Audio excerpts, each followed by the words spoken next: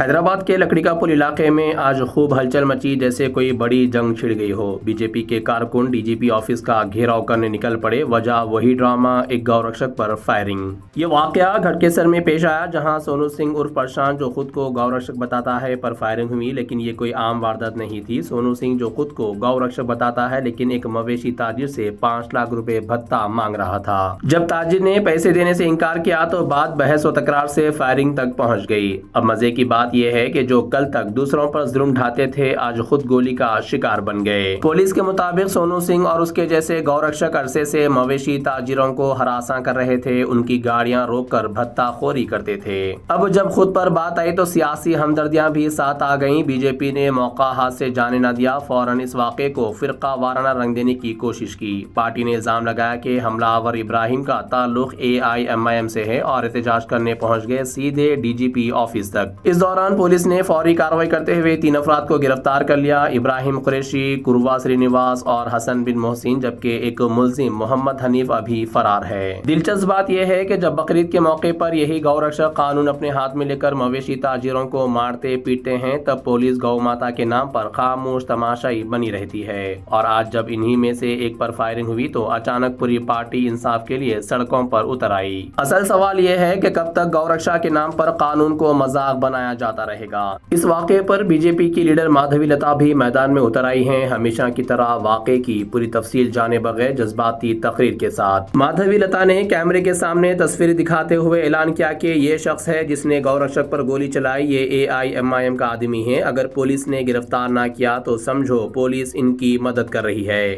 अब माधवी लता को ये सब इतनी जल्दी कैसे पता चल जाता है, ये शायद पुलिस को भी समझ में ना आए। जिन्हें पूरे वाक़े का ABCD भी नहीं पता, वो सीधे आइन की रक्षा से लेकर गाय की सेवा तक का लेक्चर देने लगती हैं। से गौ संरक्षण करने वाले, गौ संरक्षण माने आप सब समझ रहे हैं सिर्फ हिंदू धर्म का संरक्षण नहीं, संविधान में आर्टिकल 40 का संरक्षण करना ये गौ संरक्षण है।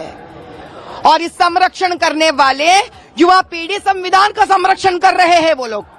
ये मैडम का कहना है कि जो गौ की रक्षा करता है, दरअसल वो कानून की रक्षा करता है, जैसे गौ रक्षा कोई नया कानूनी मजमून हो। हैरत इस बात की है कि जब यही गौ रक्षक ईद के मौके पर कानून हाथ में लेकर मवेशी ताजिरों को मारते पीटते हैं, तब ये माधवी लता कहाँ छुप जाती है। ना कोई प्रेस कॉन्फ्रेंस, ना कोई बयान, ना कोई आंसू। लेकिन जैसे ही उनके अपने भत्ता वसूल करने वाले गौ रक्षक पर किसी ने गोली चला दी, फौरन कैमरे के सामने आकर आंसू बहाने लगती हैं, जैसे पूरे मुल्क की इंसानियत सिर्फ उन गौ रक्षकों में सिमट गई हो। हर बार यही कहानी, हर बार यही ड्रामा। पुलिस को अपनी तफ्तीश करने से पहले उनके बयान सुनने पड़ते हैं, क्योंकि उनके नजदीक सबूत से ज्यादा अहम है पॉलिटिकल स्क्रिप्ट। सच तो यह है, अगर ड्रामाई बयानात और मौके पर रोने का कोई मुकाबला होता तो शायद माधवी लता को इस साल का अवार्ड पक्का मिल जाता।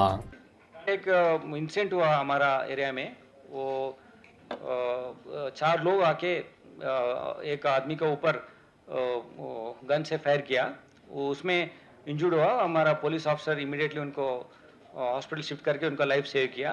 वो प्रोसेस में क्यों हुआ बोलते हो, थोड़ा ये दोनों बहुत दिन से इंटरेक्शन में है, बहुत दिन से बात कर रहे हैं ईच अदर से, बट वो ये कैटल ट्रांसपोर्टेशन में वो इन्फॉर्मेशन दे रहे हैं बोल के, cases because of information cases आ रहे हैं बोल के, वो थोड़ा उनका बीच में बोन ऑफ कंटेंशन आया। वो इशू डिस्कस करने के लिए, वो थोड़ा समझौता करने के लिए और काइंड ऑफ अंडरस्टैंडिंग के लिए उधर से ये लोग आके इधर बात करने के लिए उनसे प्रशांत से पूछा। प्रशांत ओनली गिव दिस टाइम, ये समय इधर आइए बोल के इधर ले आया। ये इधर जब अक्यूज का अरेस्ट किया हम लोग, इब्राहिम ये बहादुरपुरा का है, और मोहसिन ये कालापत्थर का है, और श्रीनिवास ये शाबाद का है, देन हनीफ ये अभी हम पकड़ना है और राजेंद्र नगर का है, और विक्टिम है प्रशांत कुमार अलिया सोनू सिंह जो इंजर्ड हो गया। We'll also investigate his complicity in entire gamut of issue. ये अत्तापुर का है, हमारा जगह पे रामपल्ली में he is now staying. So around 6:30 in the evening this incident had come to our knowledge. Then we took him to hospital and he is now out of danger. He underwent surgery. The bullet is in body was also removed. So further also हम investigate कर रहे हैं इनका बीच में क्या क्या interactions है, क्या क्या personal gains में वो pursue कर रहे हैं, उनका परसूट्स में और उनका एक्टिविटीज में कुछ डाइकोटमी में वो इशू क्या है बोल के हम इन्वेस्टिगेट करेंगे। पूरा ऑनरेबल कोर्ट को हम एविडेंस के साथ प्रेजेंट करेंगे। Thank you. सबसे पहले ये बंदे को देखिए, इतने शान से बैठा हुआ ये नौजवान आज गौ संरक्षण करने वाले प्रशांत के ऊपर गोली चलाई है। ये कौन है ये आज साफ हो गया है। अब आप बताइए, ऐसे गौ संरक्षण करने वाले, गौ संरक्षण माने आप सब समझ रहे हैं सिर्फ हिंदू धर्म का संरक्षण नहीं, संविधान में आर्टिकल 40 का संरक्षण करना ही गौ संरक्षण है। और इस संरक्षण करने वाले युवा पीढ़ी संविधान का संरक्षण कर रहे हैं वो लोग। अगर पुलिस इस हत्या करने वाले को न पकड़कर कोर्ट को अगर हवाले नहीं किया, इसका मतलब है इनको पुलिस का मदद दे रहा है और पुलिस के हिम्मत से ही ये लोग ऐसे गन्स लेकर रोड पे खुले आम फिर रहे हैं। कौन दिया इनको लाइसेंस? ये MIM का बंदा है, दम है, न्याय दिलाना चाहते हैं तो आज मैं अपने मुख्यमंत्री रेवंत रेड्डी जी से कहती हूँ, ललकारती हूँ उनको, हिम्मत है तो मेरा गौ संरक्षक प्रशांत को न्याय दिलवाइए। जिसने बुलेट चला लिया वो हवा से तो नहीं निकलती है। अब की बार मत कहना ये पागल बंदा है, तो पागल के हाथ गन कैसे आया? गन देने वाले सभी को कटकटे पीछे रखना है और जेल के पीछे रखना है। अभी उनका सिचुएशन आपने अंदर भी गया, सिचुएशन कैसा है? बड़ा हिम्मत से लड़ रहा है वो, मौत से लड़ रहा है वो, योद्धा है वो। 2 बड़े सर्जरीज करवाने पड़ेंगे उसके, अभी सर्जरी करने लेके जा रहे हैं।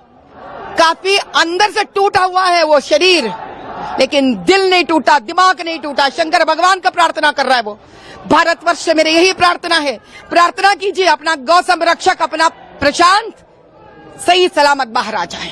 और इन सारे लोग जो आज ये पहला प्रशांत का जिंदगी नहीं है, हजारों युवा पीढ़ी मर चुके हैं पुरानी बस्ती में गौ संरक्षण करते करते, हाईवे रोड्स पे काट कर फेंक दिए गए हैं। आज पहली बार दया हुई है समय को भी कि प्रशांत की वजह से यह बाहर निकला है और न्याय मिलना ही चाहिए इसको। सरकार से क्या? सरकार से हम यही कहेंगे, मुख्यमंत्री जी से यही कहेंगे, CP जी से यही कहेंगे, पकड़िए जिसने भी गोली चलाई इसके ऊपर। ये अटेम्प्ट टू मर्डर है, it is going against article 40 of constitution है। संविधान को बचाना मतलब संविधान को बचाने वालों को बचाना है। मजीद खबरों के लिए हमारे चैनल मुंसिफ न्यूज 24/7 को देखते रहिए। अगर वीडियो अच्छी लगी तो लाइक करें, शेयर करें और चैनल को सब्सक्राइब करें।